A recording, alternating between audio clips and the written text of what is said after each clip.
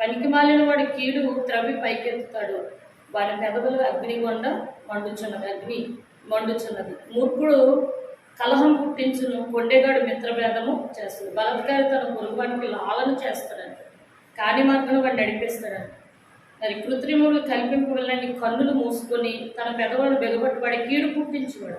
నెరిసిన వెంట్రుకలు సొగసైన కిరీటం. నెరిసిన వెంట్రుకలు నేను చూసారా, మీకు ఎంత పని వచ్చిందో చూసారు కదా. మనము తల వెంట్రుకలు నెరిసిపోతూ ఉంటే దాని ఘనత వేరండి. వృద్ధుల కంటే నెరిసిన వెంట్రుకలు కిరీటం అంటండి.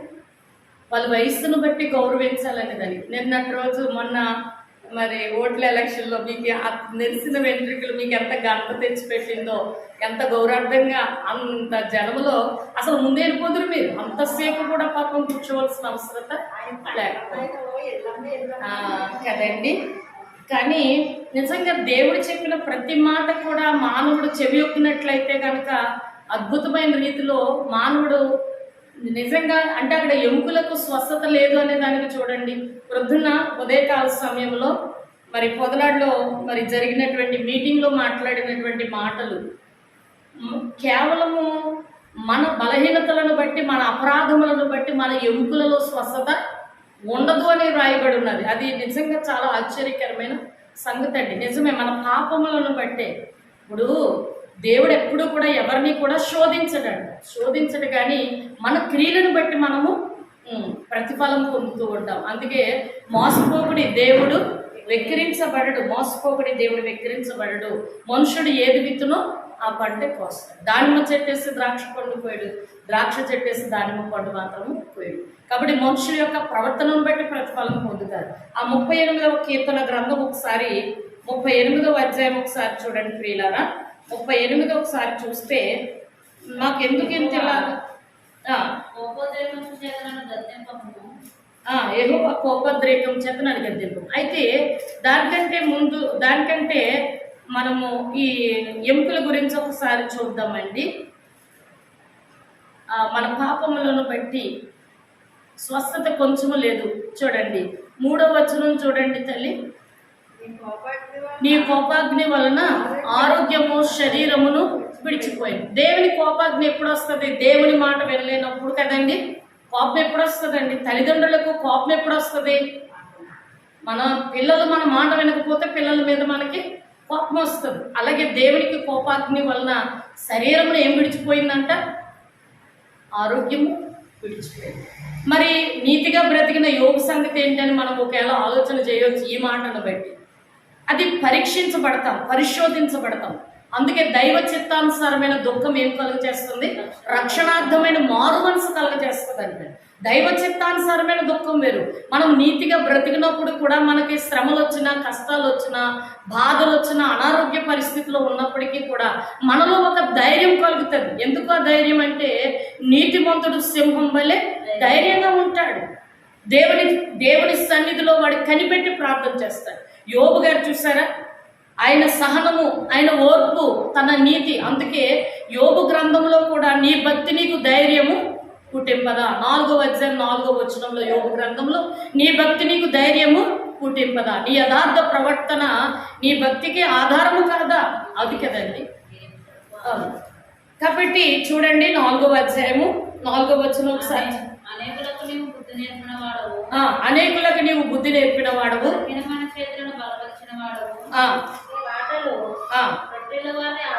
నీ మాటలు త్రొట్టిల వారిని ఆదుకొని ఉండెను.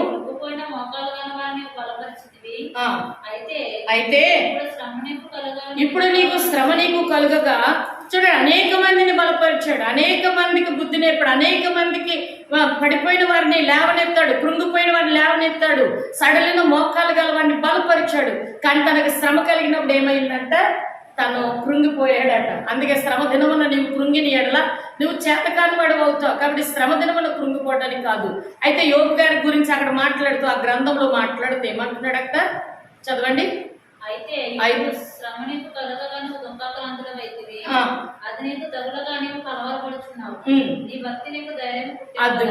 నీ భక్తి నీకు ధైర్యము పుట్టింపదా, నీ భక్తి నీకు ధైర్యం. మనం నీతిగా బ్రతుకుతున్నప్పుడు కూడా మన భక్తి మనకి ఏం చేయాలి చెప్పండి? ధైర్యం పుట్టిస్తుంది.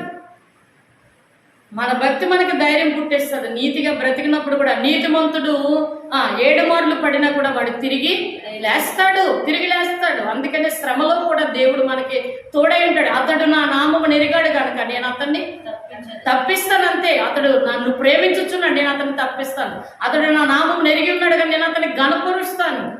91వ కీర్తనలో 14వ అధ్యాయం 14వ వచనం, 91వ కీర్తన 14-15 వచనాల్లో సెలవిస్తున్నారు ప్రియులారా. అతడు నన్ను ప్రేమించుచున్నాడు గనుక నేను అతన్ని తప్పిస్తాను. అంతే, ప్రేమించే వారిని దేవుడు తప్పిస్తాడు. శ్రమ వచ్చినా కూడా తప్పిస్తాడు. ఇక్కడ యోబు గారిని ఏమని ప్రశ్న ఉన్నది? నీ భక్తి నీకు ధైర్యము పుట్టింపదా? నీ యథార్థ ప్రవర్తన నీ నిరీక్షణకు ఆధారము కాదా? అదండి, యథార్థ ప్రవర్తన నీ నిరీక్షణకు ఆధారం. అందుకని నీతిమంతులకు వచ్చు ఆపదలు ఎన్నున్నా కూడా మన భక్తి మనకి ఏంటంటే ధైర్యం పుట్టిస్తుంది. నా ప్రభు నాకు తోడే ఉన్నాడు, నేను ఆయన ప్రేమిస్తున్నాను. అంతే. ఇక్కడ 91వ కీర్తన కూడా తీసుకోవాలి.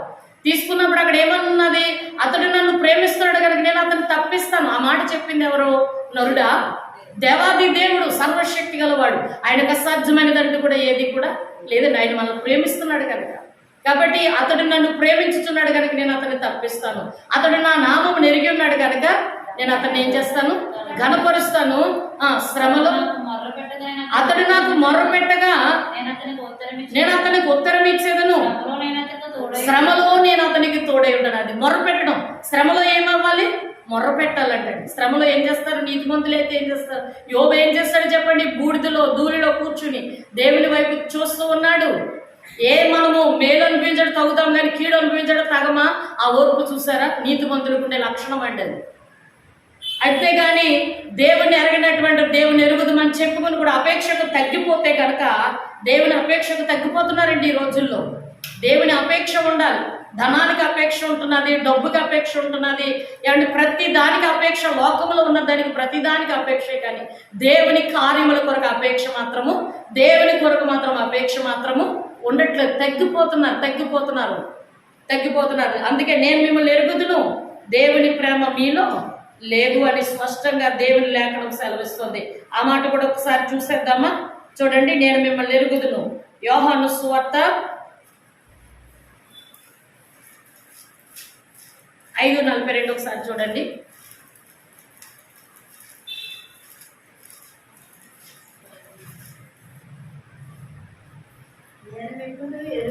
నేను మిమ్మల్ని ఎరుగుదును, దేవుని ప్రేమ మీలో లేదు.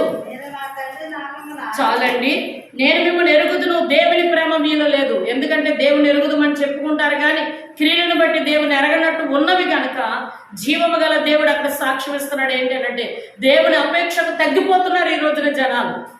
అండి, లోకంలో అపేక్ష ఎక్కువ అవుతున్నది, లోకాశలకు అపేక్ష ఎక్కువ అవుతున్నది తప్ప దేవుని క్రియలు దేవుని కార్యాల మీద మనం మనసు పెట్టినట్లయితే దేవుని మనం ప్రేమిస్తాం. దేవుని ప్రేమించే వారికి అనగా తన సంకల్పం చెప్పిన పిలువబడిన వారికి సమస్తము మేలుకై సమకూడి జరుగుతాయి. దేవునికి స్తోత్రం. హల్లెలూయా, హల్లెలూయా. కాబట్టి దేవుని అపేక్షకు తగ్గిపోవడం అనేది, అందుకే నేను మిమ్మల్ని ఎరుగుదును.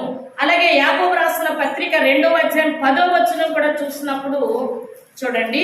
యాకోబు రాసిన పత్రిక 2వ అధ్యాయం 10వ వచనం, ఎవడైనను ధర్మశాస్త్రం అంతయు గైకొనియు ఒక ఆజ్ఞ విషయంలో తప్పిపోయిన ఎడల ఆజ్ఞలన్నిటి విషయంలో అపరాధి. చూసారండి, ఎవడైనా ధర్మశాస్త్రం అంతయు కూడా గైకొని ఒక ఆజ్ఞ విషయంలో తప్పిపోయిన ఎడల ఆజ్ఞలన్నిటి విషయంలో కూడా అపరాధి అవుతాడు. ఏమండి, 99 మంచి క్రియలు చేసి ఒక్క దాంట్లో తప్పిపోయినా కూడా ఈ 99 క్రియలు కూడా కొట్టివేయబడతాయి. అందుకే నీతిని ఆధారము చేసుకుని పాపము చేయకూడదు, కానీ పాపమును విడిచిపెట్టుకుని నీతి క్రియలు చేస్తే పాపమంతా కూడా కొట్టివేయబడుతుంది. అంటే నేనేం పర్వాలేదులే, ధర్మకార్యాలు చదువు, ఉపకారాలు చేస్తున్నాను, అన్నీ చేస్తున్నానని ఏమండి 99 మంచి క్రియలు చేసి ఆ ఒక్క దాంట్లో ఏమున్నదిలే అనుకుని జారామా అంటే కనుక నువ్వు చేసిందంతా కూడా ఏమైపోతుంది చెప్పండి?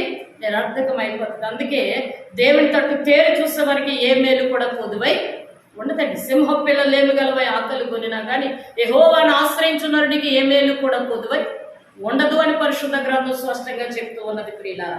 అయితే ఈ యొక్క వాక్యములో సామెతల గ్రంథంలో సెలవిస్తున్నటువంటి మాట ఏంటి చూడండి. అక్కడ ఉన్న మాట ఏంటండి? ఒకని మార్గం వాడి దృష్టికి యథార్థంగా కనబడిన అయినోడు కూడా తుదికది మరణానికి చేరును. కష్టం చేయవని ఆకలి వాడి చేత కష్టము చేస్తుంది, వాడి కడుపు వాడిని తొందర పెడుతుంది. వాడు కీడును త్రవ్వి పైకెత్తును, వారి పెదవుల మీద అగ్ని మండుచున్నట్టున్నది. మూర్ఖుడు కలహం పుట్టించును, అయితే ఆమేన్ ఆమేన్. అయితే ఇక్కడ 31వ వచనంలో నెరిసిన వెంట్రుకలు సొగసైన, అంతవరకు చదివాం. నెరిసిన వెంట్రుకలు సొగసైన కిరీటం, అవి నీతి ప్రవర్తన గలవానికి, అది నీతి ప్రవర్తన గలవానికి కలిగి ఉండును. చూసారండి ఎంత గొప్ప మాట చూసారా? ఇక్కడ నుంచి తెల్ల వెంట్రుకలు ఉంటే నల్ల జుట్టు వేసుకోవడానికి, నల్లగా వేసుకోకుండా. అంటే ఇప్పుడు ఏంటంటే వచ్చే షాంపూలు బట్టి, వచ్చే పరిస్థితులను బట్టి చూడండి. అలా అంటే కుదరదులే, ఎందుకంటే యవనస్తులకు కూడా ఏమవుతుంది చూడండి, యవనస్తులకు కూడా తల వెంట్రుకలు నెరిసిపోతున్నాయి ప్రియులారా. కానీ వయసు మనకు తెలుస్తుంది కదా, వయసు మనకు తెలుస్తుంది కదా. దేవుడికి స్తోత్రం. ఆ వయస్సును బట్టి అయినా తల వెంట్రుకలు అంటే నీతి ప్రవర్తన గల వారికి మాత్రమే ఉంటాయండి. ఎంత గొప్ప మాట చూడండి. దేవునికి స్తోత్రం. హల్లెలూయా హల్లెలూయా. కాబట్టి ప్రియులారా, మనమందరము కూడా మరి దేవుని అపేక్షకు తగ్గిపోతున్నాం కాబట్టి దేవాది దేవుడు తన కరములు దినమెల్లా కూడా మన వైపు చాపుతూ ఉన్నాడు. కాబట్టి సమయం ఇచ్చినప్పుడు దాన్ని సద్వినియోగం చేసుకోవాలి. చూడండి, అందుకే మనము ఎట్టి పరిస్థితుల్లో శోధించబడినప్పటికీ కూడా ఏమండి దేవుని తట్టు తేరి చూడాలి, దేవుని తట్టే తేరి చూడాలి. సనగటం కొనగటాలు, మరి దేవుని సన్నిధికి తగ్గిపోవటం, ప్రార్థన చేసుకోవడం తగ్గిపోవటం అలాంటివి ఉండకూడదు. మన భక్తి మనకి ఏం చేయాలి? ధైర్యం పుట్టించాలండి. ఆయన అన్నీ చేయగలిగిన దేవుడు, ఆయనకు అసాధ్యమైనదంటూ కూడా ఏది లేదు, ఆయనకు సమస్తము కూడా సాధ్యమే. కాబట్టి ఇక్కడ నీతిమంతుడు అనేటువంటి వాడు ఒక్కడును లేడు, ఏ భేదము లేదు, అందరూ కూడా పాపం చేసి దేవుడు అనుగ్రహించు మహిమను పొందలేకపోతున్నాడని దేవుడు ఎరిగి ఉన్నాడు. కనుకనే అపేక్షకు దేవుని యొక్క ప్రేమను బట్టి, దేవుని యొక్క సన్నిధిని మర్చిపోయినప్పటికీ కూడా దేవాది దేవుడు మనల్ని ఏమని జ్ఞాపకం చేసుకున్నాడంటే, ఈ ప్రజలు ఎల్లప్పుడూ కూడా, ఈ మనుషుల యొక్క హృదయం కేవలం ఎల్లప్పుడూ చెడ్డది అని అప్పుడే ఆదిమ పితరుడైనటువంటి నోవాహు కాలములోనే దేవాది దేవుడు ఆ మాట జలప్రలయం వచ్చినప్పుడు ఖచ్చితంగా ఆయన అన్నాడు, ఈ మనుషులతో నాను వాదించదు, నా ఆత్మ ఎల్లప్పుడూ కూడా పోరాడదు, వీళ్ళు కేవలం ఎల్లప్పుడూ కూడా చెడ్డవారు. అలాగని చెడ్డ పనులు చేస్తూ ఉందామా? దేవుడు అలాగని చెడ్డ పనులు చేస్తూ దేవుని ప్రేమకు దూరం అయిపోదామా? కాబట్టి ప్రియులారా, దేవుని యొక్క సన్నిధానంలో ఎప్పటికప్పుడే మనం స్వపరీక్ష చేసుకుంటూ ఏం చేయాలి? ఆయన తట్టు తేరి చూసినప్పుడు సమస్తము కూడా మరి మేలుకై సమకూడి జరుగుతాయి. అంతేకాని పరాక్రమశాలి కంటే దీర్ఘశాంతము గలవాడు శ్రేష్ఠుడు, పట్టణం పట్టుకుని వానికంటే తన మనస్సును స్వాధీనపరుచుకునేవాడు శ్రేష్ఠుడు. చీట్లు ఒడిలో వేయబడును, వాటి వల్ల తీర్పు యెహోవా వశము. కాబట్టి అండి, మనసును స్వాధీనపరచుకోమని దేవుని లేఖనం సెలవిస్తుంది. మనసును ఏం చేయాలంట? స్వాధీనపరచుకోవాలండి. పట్టణంను పట్టుకోవాలని చూసేవాడి కంటే మనసును పట్టుకుని మరి మనం ఎట్టి వెళ్తున్నాము, ఏం చేస్తున్నామని ఒక్కసారి మనం సరి చూసుకుంటే దేవుడు తన కార్యాలు మన పట్ల జరిగిస్తాడు. వాని క్రియలను బట్టి దేవుడు తప్పకుండా ప్రతిఫలం ఇస్తాడు. దేవుడి పరిశుద్ధ వాక్యం దీవించి ఆశీర్వదించును గాక. ఆమేన్.